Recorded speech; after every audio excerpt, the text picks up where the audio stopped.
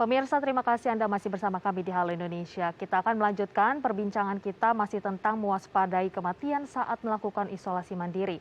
Saat ini kita telah terhubung dengan Said Faris Hiban, selaku analis data lapor COVID-19. Selamat pagi, Mas Iban. Selamat pagi, Mas Iban. Halo, Mas Iban, bisa mendengar suara kami dari studio? Iya, sudah terdengar, Kak Priscil. Oke, Mas Iban, boleh kemudian diceritakan bagaimana kemudian teman-teman dari lapor COVID-19 ini juga membantu pasien-pasien yang sedang isolasi mandiri begitu, menyampaikan apa gejala kesulitan dalam mengakses entah itu fasilitas kesehatan ataupun obat-obatan. Nah ini adakah catatan yang mengarah akhirnya ditemukan bahwa pasien tersebut akhirnya meninggal dunia karena tidak tertangani nih, Mas Iban. Nah, itu seperti apa kondisinya saat ini?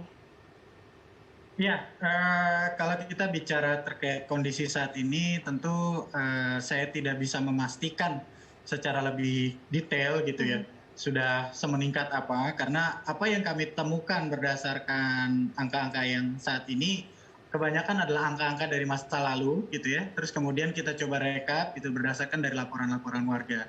Mhm. Ya sejauh ini yang sudah kami dapatkan itu berdasarkan data kami, itu ada 739 kejadian ya kematian di saat sedang isoman dan di luar rumah sakit. Itu dari lapor COVID. Dan kemudian kita berkolaborasi juga dengan CISDI yang dia. Mhm.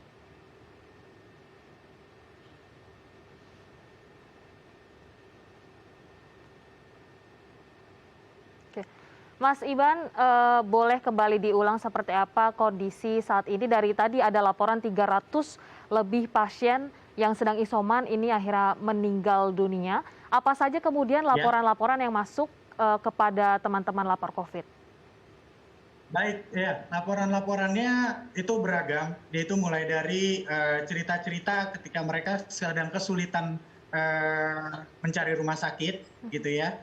Yang paling sering itu adalah karena pertama memang mereka kesulitan cari rumah sakit, gitu ya. Jadi menunggu di rumah isolasi mandiri sampai mendapat, tetapi akhirnya tidak terkejar, gitu ya. Mhm. Kedua, ada yang dua pola berikutnya adalah mereka sudah mencari rumah sakit, akhirnya sudah ditolak di banyak rumah sakit, kemudian memutuskan isoman lalu meninggal, gitu. Itu yang cukup major gitu ya. Ada salah satu lagi yang major juga yang cukup signifikan itu adalah masyarakat yang melakukan isolasi mandiri, tetapi dia kondisinya sendiri gitu.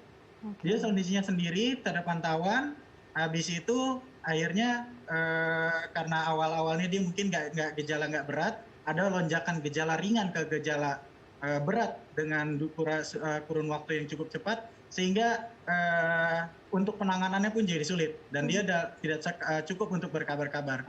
Itu yang salah satunya. Ya salah satu contohnya itu adalah ketika eh, nenek di Bekasi itu umur 70 tahun yang meninggal setelah isoman, namun 2 hari kemudian baru ditemukan meninggal. Gitu.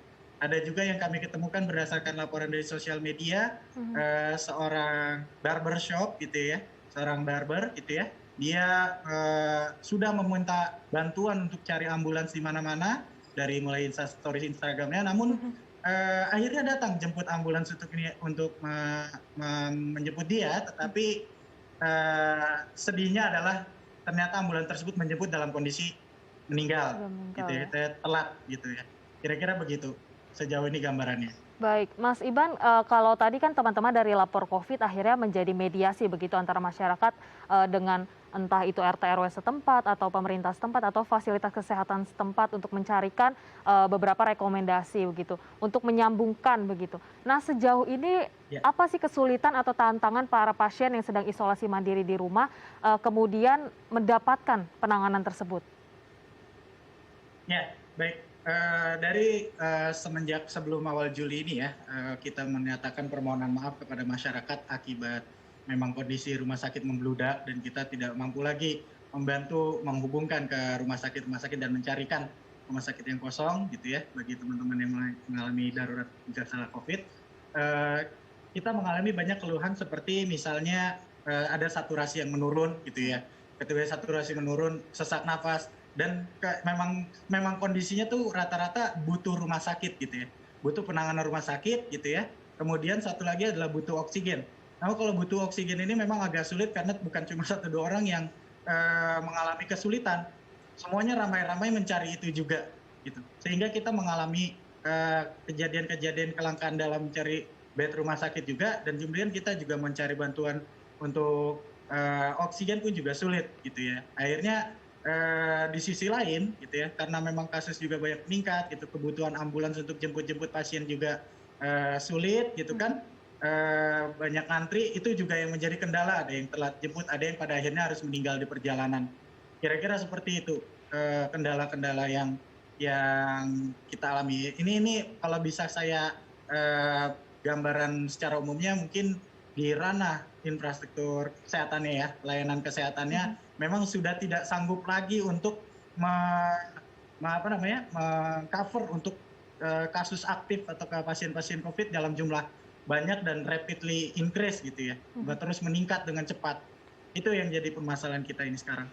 Baik, terkait dengan kondisi dari pasien yang sedang isoman begitu, biasanya perburukan kesehatan yang seperti apa nih yang selalu dilaporkan oleh pasien, sehingga mereka akhirnya meminta untuk perawatan, tapi karena memang tadi ya ada kesulitan, tantangan terkait juga akses rumah sakit, ataupun akses kesehatan yang sekarang sedang over kapasitas begitu, akhirnya mereka juga mau tidak mau harus menyabarkan dirinya dan bahkan tidak tertangani. Nah ini kebanyakan apa yang mereka gejala apa yang mereka rasakan kemudian sehingga mengalami perburukan yang sebegitunya dan mengalami kematian nih, Mas Ibam? Ya, baik. Gejala yang paling ujungnya itu ada yang paling sering itu dibahas adalah sesak napas. Gitu. Itu adalah gejala yang memang menjadi ending point daripada akhirnya pasien tersebut yang sedang isoman itu meninggal. Mereka sesak nafas, tetapi sebelum-sebelumnya itu ditandai itu dengan ada yang batuk gitu ya, ada yang mulai saturasi turun, dan saturasi turun mungkin jadi sesak nafas, karena mungkin tidak semua saturasi turun itu tidak sesak nafas tidak terlalu ikut juga gitu ya. Nah, tetapi mulai dari dua inilah yang memang menjadi mengarah ke menuju meninggalnya pasien tersebut gitu ya. Ada yang memang tadinya dia tidak merasakan gejala apa-apa, tetapi langsung sesak napas gitu. Itu ada. Jadi loncatan ke sesak napasnya itu langsung cepat sekali.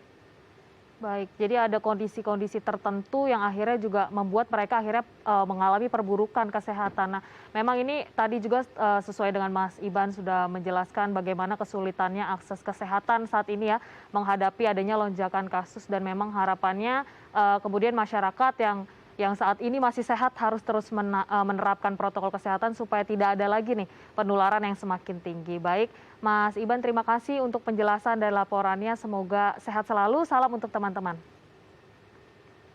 Sehat selalu. Terima kasih Kak Prisil. Ya pemirsa, usai jeda kita akan menghadirkan informasi menarik dan inspiratif lainnya. Tetap bersama kami di Halo Indonesia.